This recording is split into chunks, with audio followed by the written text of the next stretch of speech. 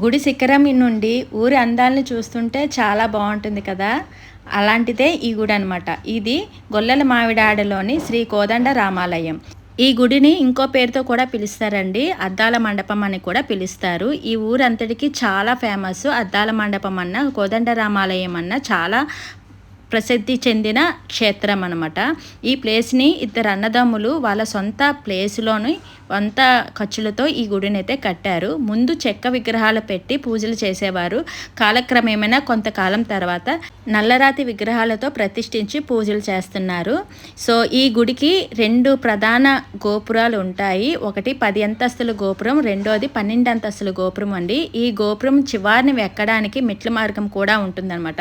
మెట్ల మార్గం నుంచి శిఖరం పైకి ఎక్కి ఊరి అందాలను చూస్తుంటే చాలా అంటే చాలా బాగుంటుంది. ఈ గుడి మీద రామాయణం, మహాభారతం, కిష్కింధకాండ, శ్రీకృష్ణ లీలలు, అలాగే చాలా విగ్రహ రూపేణ మనకు కనిపిస్తాయి. చాలా అందంగా ఉంటాయండి విగ్రహాలు ఒక్కొక్కటిని. అలాగే ఇక్కడ మొదటి అంతస్తులోని అద్దాల మండపం అయితే ఉంటుంది. ఈ అద్దాల మండపంలోని రాముడి వారి పట్టాభిషేకం చేస్తూ ఉంటుందన్నమాట. చుట్టూ అద్దాలతోటి అద్దాల మండపం అయితే ఉంటుంది. మనం ఎటు నుంచి ఫోటో తీసినా ఒకటి పొట్టిగాను ఒకటి పొడవుగాను కనిపిస్తుంది అనమాట. అదే ఈ అద్దాల మండపం స్పెషాలిటీ. అలాగే ఈ గుడిని 2వ భద్రాదిగా కూడా పిలుస్తారటండి. శ్రీరామనామంకి గవర్నమెంట్ నుంచి ఇక్కడికి పట్టు వస్త్రాలు అలాగే ముత్యాల తలంబ్రాలు కూడా వస్తాయటండి. ఇక్కడ శ్రీరామనవమి చాలా ఘనంగా చేస్తారు. ఈసారి మీరు ఎప్పుడైనా వెళ్తే ఈ టెంపుల్ని తప్పకుండా విజిట్ చేయండి.